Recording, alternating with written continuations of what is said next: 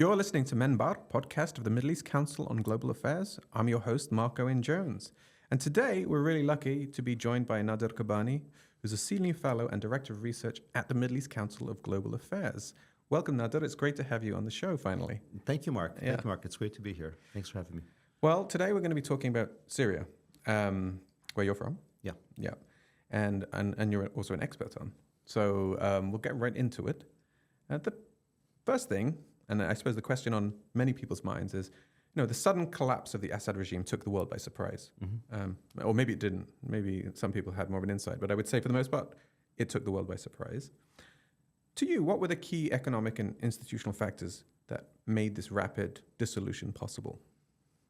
I think a lot of it was simply the hollowing out of state institutions. And you saw that within the context of the military, the security forces, but that goes all the way through the healthcare systems, educational institutions.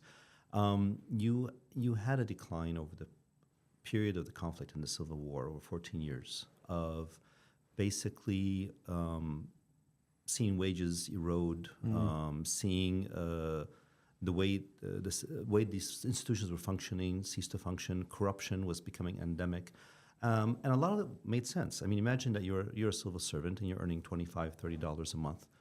I mean, that's not enough to even put bread on the table for your families. And so it became institutionalized, this kind of corruption, and people not even showing up for work. I mean, having a job, a formal job where they get paid, and then an informal job where they also get paid to make ends meet.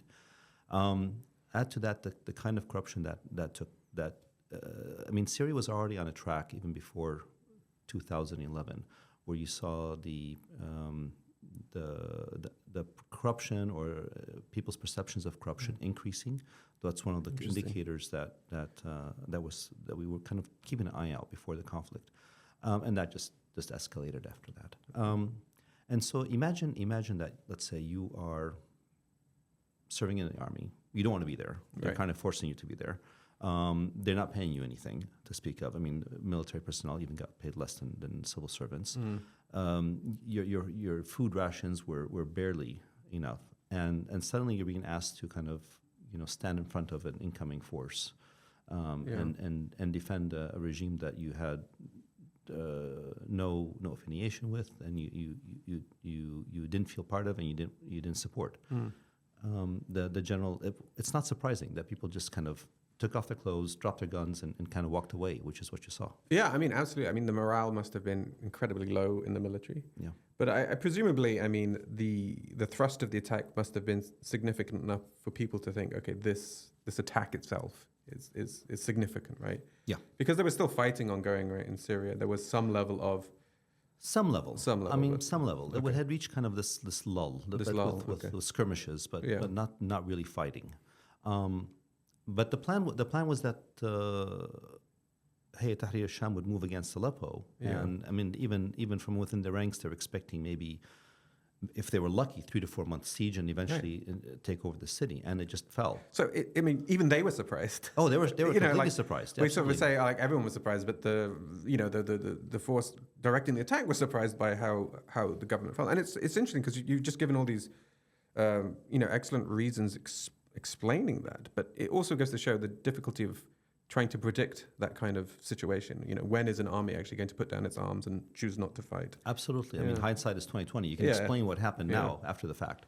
I think, I mean, on that moment, I think people knew the writing was really on the walls where Assad said he was going to increase the army's wages. I don't know by how much, but that really smacked of desperation, right? Yeah. I mean, no, that was pretty much towards the end, Right. Trying to figure out what to do, but his allies had essentially abandoned him. Iran, Russia didn't have the capacity, and they were fed up with him as well because they were propping up the regime for all these years and nothing was coming of it. Yeah, and was it true too that Assad had been refusing to negotiate with Turkey or speak to Erdogan about it? Absolutely, and that's one of the reasons why my understanding is Turkey finally told Hayat Tahrir al-Sham, go ahead in March. The idea was maybe to just twist Assad's arm a bit, and they didn't expect that the dominoes would fall so rapidly. Right. I mean, you did answer the question regarding the military and what explained this lack of resistance. But is there something about again we might not know the answer, but the attack must have chosen that specific time. Had that attack occurred 2 years ago, do you think the same result would have occurred, or do you think strategically there must have been at least some knowledge that yes, the army wouldn't drop their weapons all in one, but that they were sufficiently weak that a victory was possible? I think they had been weak for a while. Yeah. A big difference this time was that Iran had been weakened within Right. Syria, Yes. and Hezbollah had been severely weakened Yeah, it's within important Syria. context. Yeah. And Russia had become fed up. I mean, even they were telling Assad, "Can you please negotiate with Erdogan?" And he was ignoring them as well. Yeah. And so everyone was kind of fed up, and they Yeah. didn't support him at this last. So in addition to the sort of people's growing dissatisfaction with corruption, the lack of wages, which in turn also fueled the lack of morale, we had that international dimension of Yeah. Syria's or Assad's allies, I suppose, essentially getting fed up with him. Yeah, I mean, and now we're in this point where we have a new government. But that doesn't mean, it's plain sailing, right? There's a humanitarian question here. I mean, Syria faces immense humanitarian challenges with millions internally displaced and more millions as refugees abroad. I mean, how might this transition affect the potential return of refugees? And what are the key priorities for addressing the humanitarian crisis now? It's a very good question. I mean, the challenges are huge, but it's a whole different ballgame. Right. I mean, so right now you can imagine Syria basically slowly rotting away, Okay. and now there's hope. Yeah. And now it's, let's say, heading in the right direction. Yes, I mean it's you've dug a hole and they have to climb out of the hole and get to where they need to go, but it's at least hopefully heading in the right direction. Yeah. And we can't underestimate the humanitarian challenges ahead or the economic recovery challenges ahead. Yeah. The country has been decimated institutionally. We talked about that. Yeah. The regime had been essentially cannibalizing the private sector Right. for the past several years and just transferring money abroad. And so the whole economy has essentially been hollowed out. So just even money and people didn't have enough money to even keep the economy moving. Yeah. So it's reached a level of desperation that's pretty high. Poverty rates are estimated to be anywhere between 70% and up to 90%. Wow. And that's been the case for some time now. That's been the that case level for of some poverty, time, for but example. but it's been increasing. Okay. Okay. Absolutely, Right. absolutely. Before, Syria had always had a strong social safety net informally among Right. families and stuff. So, I mean, I was talking to the Kabbani family has a fund and they support poor members of the family. Okay. And I was talking to the person who's in charge of that a couple of years ago, and he said he gave me an example. The previous year, about 50 members of the family had put money into the fund. Okay. The following year, which was last year, only 4 did. Really? Because the people who had the money, the private sector folks, they had been taxed and chased after by the regime to extract funds from, Really? and now they're in desperate situation. So that gives you an idea of how.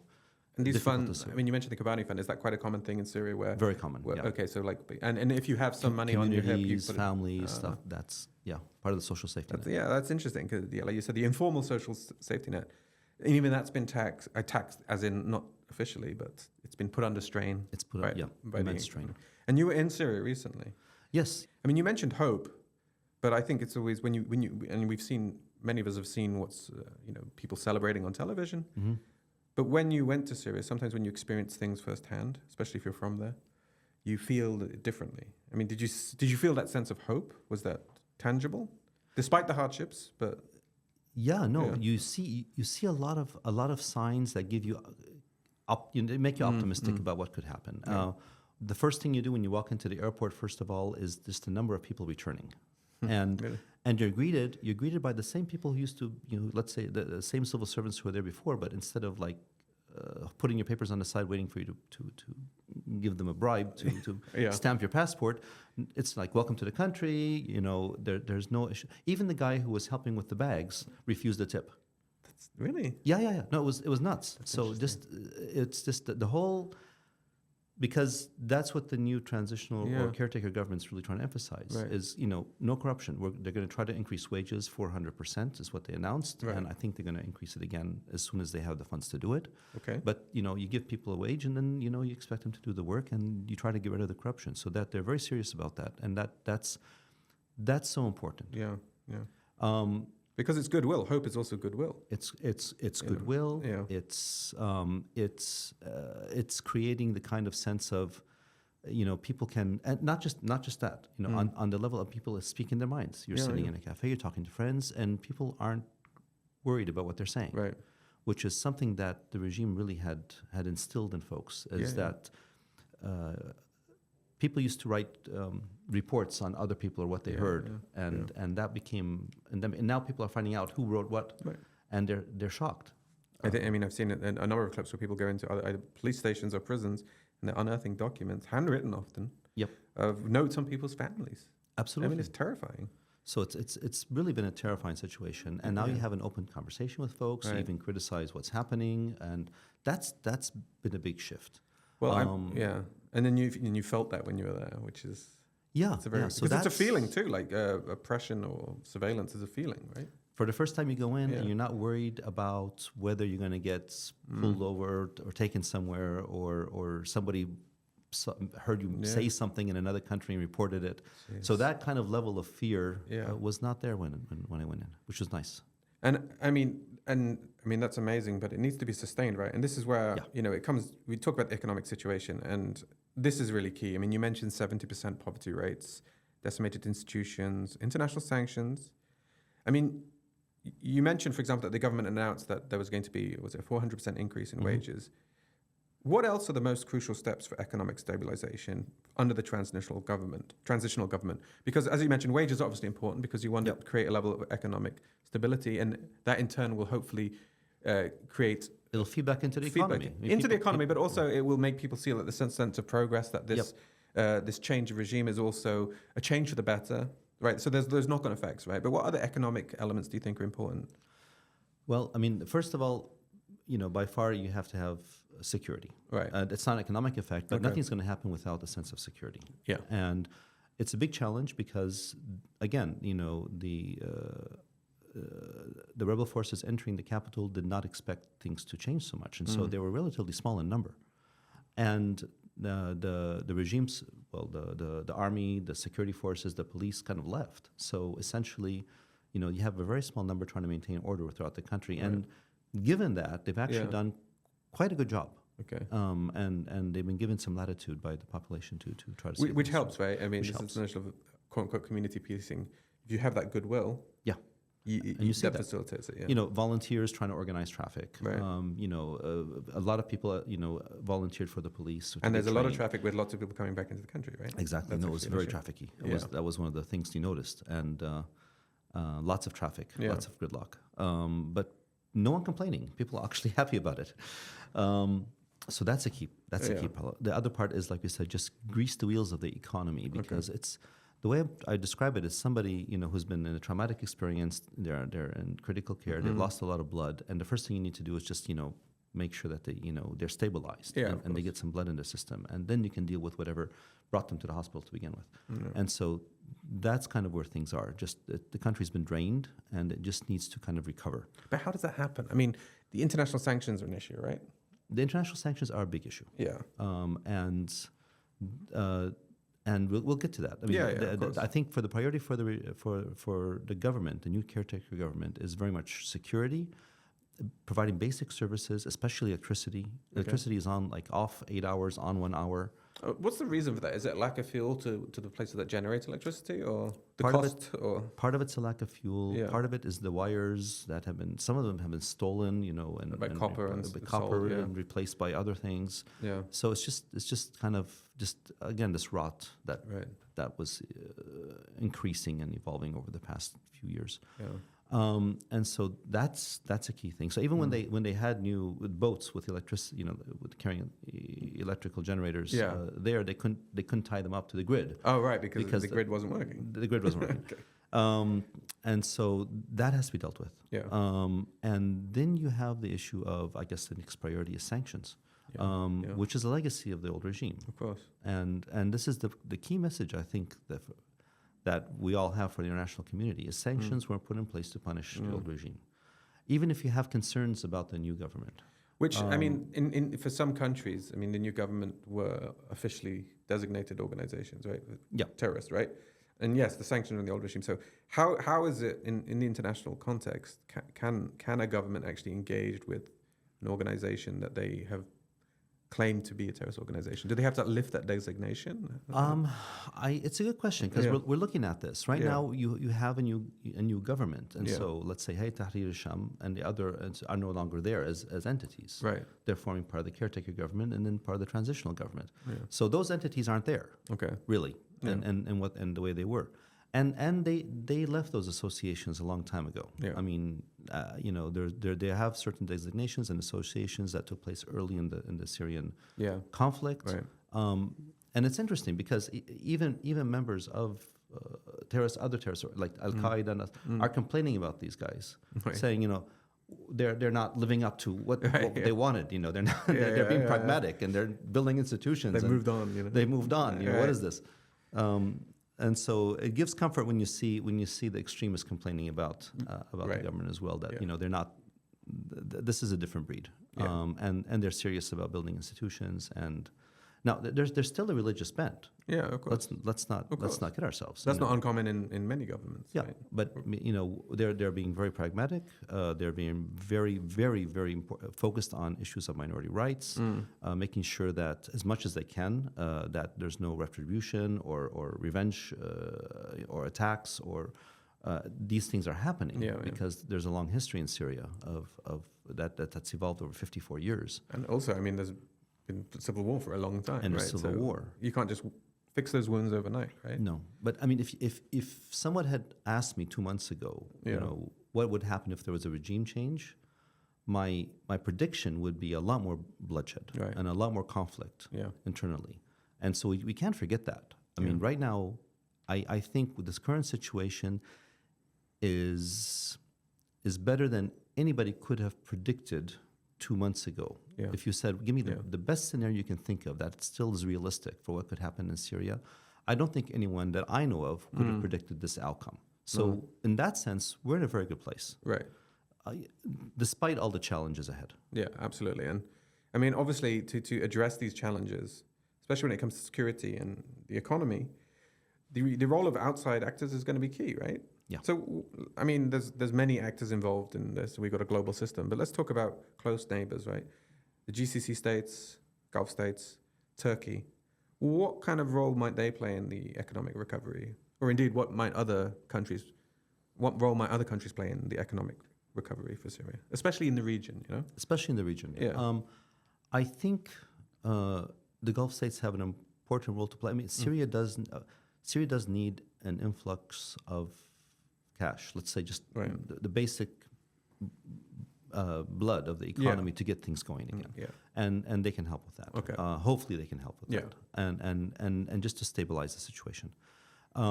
Turkey, the Gulf states, Jordan, even Lebanon are looking to see how they can play a role in rebuilding the country. Okay. And this could be through investments. Yeah. This could be through investments not just in reconstruction, but in terms of like setting up factories, Right. Especially with like concrete, cement, and these exactly fundamental things. Fundamental right? things. The agricultural sector supporting that. So there's lots of investments to be done there, and the current government is not just being pragmatic; they're actually thinking of a different development model that deviates from the past. Okay. So they're shrinking the size of the public sector. Removing people who they see, and there's issues here. Yeah. We can talk about that, but that ghost workers, people who aren't really doing anything. Right. There's a lot of that in Syria, but they're also removing some people who do have jobs, and I think they're trying to fix that and bring them back in. Right. So there's a whole process going on there, but these people who are leaving need to work. Yeah. And you need the private sector to generate the jobs. Okay. Otherwise, they're just unemployed and poor and don't have any resources. And how are you going to do that? Well, you need investment, and that means lifting sanctions and allowing the private sector to come back slowly and build itself over time. Working with the neighbors, not just in terms of providing goods and services, trade, but actually, like Turkey is a major manufacturing hub. You can imagine creating a free zones within the border areas of Syria and Turkey, or Syria and Jordan, that would invite Turkish investment into creating factories and such, on the condition that they hire workers from Syria and maybe even 50% of the input comes from within the country as well. Right. And so creating more economic opportunities within. So we need to think not just creatively. We need to think very dynamically about how they can be involved positively in rebuilding the country and economic recovery. But you talk about this different economic model. I mean, you mentioned like maybe sort of shrinking the public sector. Is that because the public sector under the Ba'athist regime is just so big? Or is it a fundamentally sort of neoliberal approach to state building where you have, a bigger private sector and a smaller public sector? Or is it somewhere between? It's not I don't know if it's a neoliberal approach, but the old regime was very much based on a socialist model. Yeah. So you do have a large public sector and a lot of people who are not necessarily being very productive. And also, it was a very corrupt public sector. And it was a very corrupt public sector. So you do need to at least try to reduce the size, increase the wages. How are you going to increase wages if you don't reduce the size? Yeah. So that goes hand in hand, right? Right. So you need to make it right size it, increase wages, and make it function, and then decide what the right size is. Right. And I think those questions are still out. They haven't figured those out. But what is clear is that they say they want more private sector involvement, which is a good thing in the country, in the context of Syria. More civil society involvement, which is the good thing in the context. And civil of society Syria. in this context would be, beyond just NGOs. I mean, is It's I think everything from social services, health services, education. A lot of those sectors were taken over by the government. politicized, right? Yeah. So I mean, the largest hospital used to be a nonprofit, and then the government took it over. Oh, interesting. So and universities used to be nonprofit or private, and the government took it over. So you had a lot of that going on, and we need to reverse those historical trends a little bit so that there's a balance. And in the context, and this is very important, and I don't know that the international community of Western countries kind of got this. Yeah. If they're worried about 5 years from now, this new government becoming more authoritarian, Right. which is similar to all the other countries in the region. Let's just not say that would be an anomalous situation. No, of course not. How do you balance that out? You balance it out with a strong civil society. You balance it out with a strong private sector, and other centers of influence. Yeah. So certainly isolating countries is not going to make them less authoritarian. No. I mean, that's also something we know from the region, right? Yeah. I mean, again, going back to just briefly about security, in order for the economic recovery to happen, as you said, you need stability first and foremost. I mean, how is the military in Syria going to be able to do that? And does that also require cooperation with its neighbors, especially in the region? On the military side, I think right now they're focusing on police and the internal security structure rather than, let's say, military per se. Yeah. And they're doing this in a very interesting way because you do have all these elements of the regime that were involved in military operations and security operations and corrupt police practices. The former regime? The former regime. And what they're doing is creating these centers of taswiyah, where you kind of come in and you say, listen, I did this, I was so-and-so, this is my role. If you have my gun, here's my gun, here's anything that you want. And they give you a paper that basically says, okay, you've come in and declared, you're declared. If anyone gives you any problems, you show them the paper that you have come in and been part of this process. So it's like part of a reconciliation? Kind of like a reconciliation. Interesting. If something emerges in the future that you were involved in something that... Well, something egregious, presumably. Egregious. Yeah. They'll call you back and you have that conversation. But the fact that they're moving very quickly to doing these kinds of just bringing the social safety net and trying to heal these differences together, trying to heal these differences that gives us confidence that they're really trying their best to kind of move the country forward. Yeah, that's really interesting actually, because I mean, I think even for those in power now, that can also come with legitimacy costs, because there will be people out there who want revenge or want draconian solutions, but all that will lead to is further violence and bloodshed, right? And that's what they're trying to avoid. Yeah, absolutely. And you have to do those things, and some people might see that as a compromise, but in order for stability and to move forward, it's perhaps a necessary one. So it's really interesting. So internal stability, let's hope it holds, because that's also key for everything else, economic development. Yeah. Let's talk now again more about the international relations question. multiple foreign powers have been involved, are involved in Syria. I mean, most notably Russia, Iran. But Turkey and the Gulf states and the US also have, an important role to play, have played an important role. How might this sudden change in leadership affect regional dynamics and international relations? And what are the implications for these various actors? I know we talked a little bit about them, but perhaps you could go into more detail about the international dimension here. Yeah, no, it's a big game changer. Yeah. I think obviously the biggest, I don't know if we want to say loser, but the biggest country that has been hurt the most by this is probably Iran, because Syria was a bridge, that helped connect it to Lebanon. They invested a lot in terms of both money and people and time, but they were frustrated with the regime. I mean, there's a lot of targeted killings that were taking place, and a lot of that information was being fed by people within the regime. Right. So there were, again, corruption becomes so bad that everything becomes out of People control. become very transactional, right? Very transactional. So, I mean, Iran were concerned that Syria basically weren't holding up their end of the bargain and was a very leaky net kind of. Exactly. Yeah. No, it was the weak link in its and that was axis of exposed resistance since the October the 7th. Yeah. Yeah, very exposed. So the question becomes is what will Iran do? And there's a worry now that it might make a mad dash, let's say, to become a nuclear power, which is not a good thing. Right. So what do you do? How do you deal with that situation? Well, there's things you can do, and I think even the new government has met with Iranian counterparts. One of the concerns they have is to ensure minority rights for Shia in Syria, to ensure that there is still access to pilgrimage sites within the country. These are things that can be done. Yeah. For example, to let Iran feel like it's not lost in that sense. It's maintained a kind of cultural ties. It's not necessarily politically influential, but it's not been cut off. Right, absolutely. So these are important points that people aren't talking about, but I think they're very key to ensuring that you don't get Iran feel like they're being isolated and put in a corner completely. Right, or have a threat on their doorstep. Yeah, absolutely, you need that. Russia, but again, Syria was like a black hole in terms of just pumping resources in and not getting anything in return. So, at some level, they're probably relieved to be out of this. Relieved, but what about what's the situation with Tartus, right? Because that was one of the big reasons for that strategic relationship with Syria, right? It was to have that warm port in the Mediterranean. So this is Iran and Russia as well.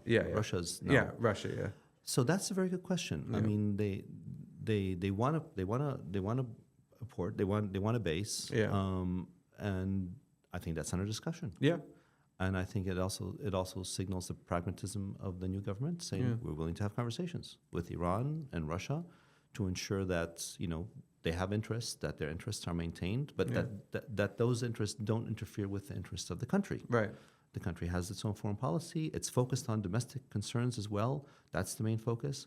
And if they can do something to prevent Russia and Iran from becoming spoilers, and they're looking into those options, that's not a bad thing. Yeah.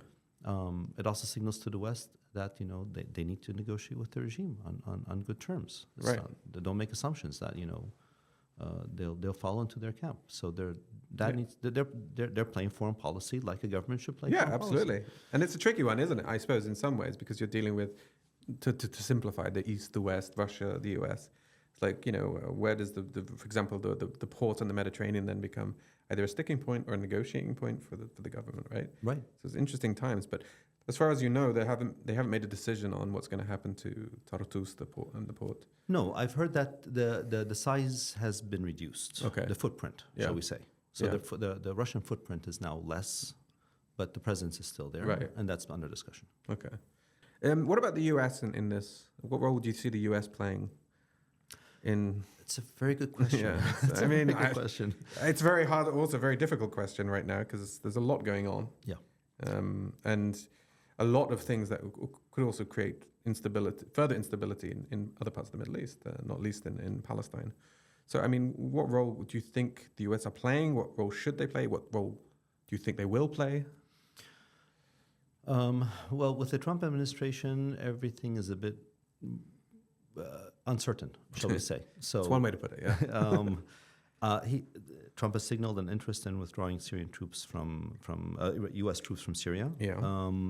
And he said this in the first administration. Yes, he did. And his team managed to delay that decision until after the election and maintain a presence. And I don't think he's going to let them play that game again. Yeah. So the question becomes, that's what he wants to get out of it militarily. Fine. Right. What do they want in return? It's a good question. The Trump administration is transactional. They don't want to be vested in Syria militarily, but what can they get out of it? And it depends on also how the new government plays it. I think they need to signal to the Trump administration that, again, they're pragmatic, they're interested in building, they're interested in business and economics and investment opportunities, that they speak that language. Yeah. And I think they do to a large extent. And it's not trying to play Trump's game. It's just that's who they are. Right. But that's the kind of thing they need to communicate. Now, how will Trump react to that? I don't know. Yeah. I think if American businesses see opportunities in Syria and they start knocking on Trump's door and saying, let us work there, let us do business there, then eventually that's kind of the direction the needle will head in. I mean, he's been a little quiet on Syria. I mean, relatively speaking, compared to other places. So it's kind of hard to know where he sits there. And if this is not an issue he wants to devolve to allies or others in the region, I don't know. One of my concerns is, with the increased, the renewed sanctions on Iran from the US is whether he wants to sort of increasingly try and isolate anyone from Iran, and whether that might include Syria, putting pressure on Syria not to have a sort of trade relationship with Iran. I don't know. Yeah. So it depends on, again, how the Trump administration wants to play it. Iran is a very different place than it was in the first Trump administration. But they're also very close to becoming nuclear. So, I mean, to me, that is a bad outcome. You heard it on this podcast a couple of weeks ago. We discussed the nuclear question. Yeah, that is alarming. I mean, it's very alarming. Absolutely. But, I do think that argument that increased isolation and desperation in Iran will only increase that desire to get the nuclear weapon. So anyway, watch this space. But let's go again to the future state question. Yeah. I was reading your blog on Afkar, and you sort of talking about the article you were writing about finding a middle ground between HTS's Islamist leanings and the desire for an inclusive state that was discussed. What does this look like in practice, right? And what are the challenges of achieving that balance? Because many people who will talk about Syria always ask those same questions, right? How does a quote-unquote Islamist government, how does it maintain that diversity? How does it rule over a state where you have multiple minorities? And how does it do so peacefully?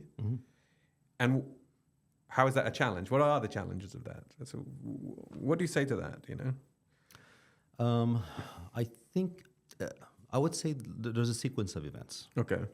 And you can talk about a transitional period right now. And the transitional period is extremely essential because you mentioned there's about 6 million Syrian refugees, many of them in neighboring countries that would want to return. There's about 7 million displaced persons within Syria.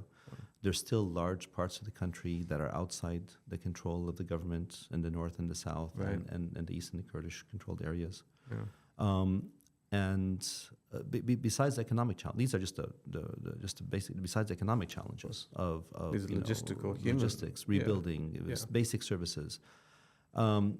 So to what they've done, what the caretaker government has done is said, listen, guys, focus on one, security, then economic recovery. Right. We're going to push the political discussion into the future a bit. I mean, they mentioned, I think, that it would be 4 years before? Before 4 years. Yeah. And the argument is like, we can't have elections when you don't, the whole country isn't under one leadership or one configuration that would allow elections to take place when 1/3 of the country is outside the country. No, I mean, I think there's also been studies on when you have countries that have come out of war, to have an elections soon, it can actually cause more problems than it fixes. Exactly, right? Exactly. And so that's kind of where they're at. And not to mention that this is 54 years of Ba'athist rule and 14 years civil war, where you have, like we talked about, the levels of corruption and institutional dysfunction and all these things, and rot. And Yeah. you need to clean that out. Of course.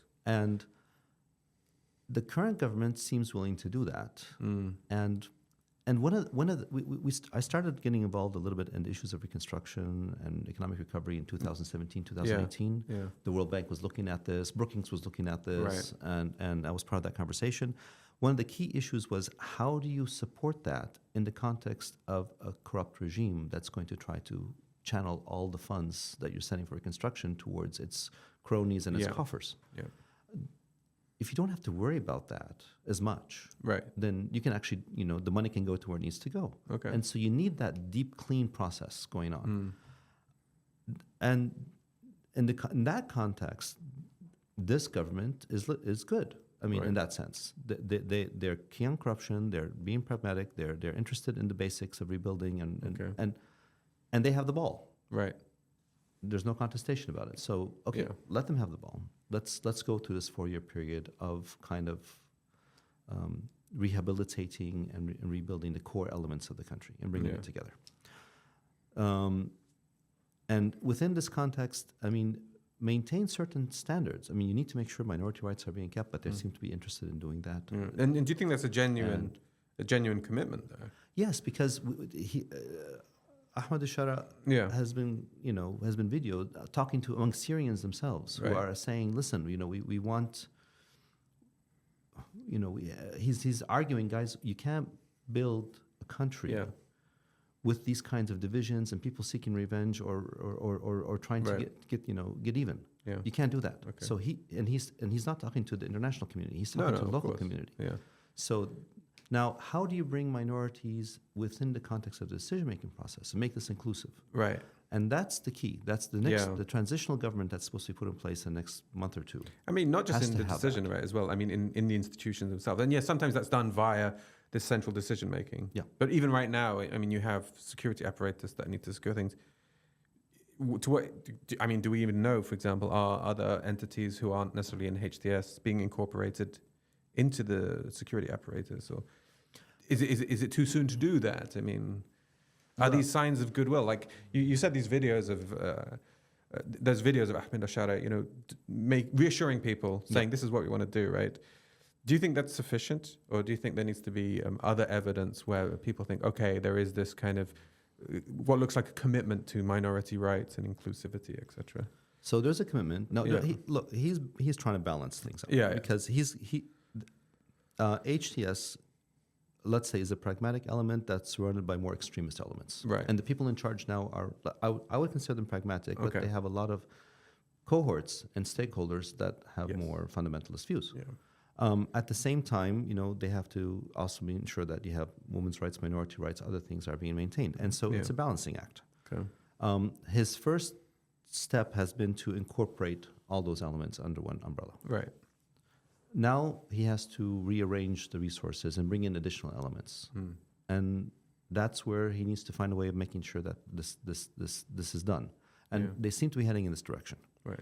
So it's a two-step process. Yeah, so he needs his house in order first. He needs his house in order first, and then he needs to ensure that this other part. So that needs to be part of the conversation very much. Right. Is, how are all the various elements of Syria's society, its mosaic of communities, really incorporated into this? Yeah. And he's aware of that.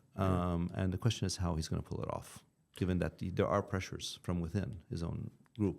Yeah, I mean, and even the sectarian dynamic of the previous regime leads to extra challenges, right, in terms of animosity and potential tensions between the Alawite community and the issue is also external actors who might be trying to rile up divisions in order to promote conflict. I mean, there's a lot of challenges there. There's a lot of challenges. Yeah, but you definitely do see that the government is trying to push forward like a commitment to inclusivity. I'm willing to give them the benefit of the doubt. Yeah. Still early days. Because it's a big challenge. Yeah. And they got to go through this process. Yeah. But there's certain things that need to be done now, and then there's certain things that need to be done 5 years from now when you have elections and things. And that's the other key. And even then, it's hard to predict these timelines. I mean, people want to know maybe in 4 or 5 years there will be democracy, but if it doesn't happen exactly in 4 or 5, it's Yeah. There might be good reason for it. There might be an avoidance thing, but yeah, I think. So that's what I was getting You to can't predict with the middle ground. Yeah. Is because you do have this Islamic elements Yeah. that are there, but you just want it to become extreme or be taken Right. over by extreme parts of that. Yeah. And you have these inclusive, this push towards ensuring that there's a certain amount of inclusion. You're building the social fabric. Yeah. You're creating space for everyone, and that's there. Right. And the few key people who are in charge need to somehow navigate a very narrow pathway. Right, yeah, because you inevitably have to try and please people who have different views, Yeah. and keep people on the same page, and moving forward, which is inevitably a challenge of governance, right? Yep. I mean, you answered it a little, but maybe we can then sort of end by talking on the evolution of Hayat Tahrir al-Sham. I mean, you've talked a bit about how it's worked to distance itself from its, jihadi roots, right? And I think we all saw this when we saw, the kind of well-presented speeches from Ahmed al-Sharia, demonstrating this kind of discipline and, tolerance during its advance. This was communicated and telegraphed very clearly for obvious reasons, right? Because they wanted to show that this wasn't, a terrorist organization who were hell-bent on sort of this kind of chaotic takeover.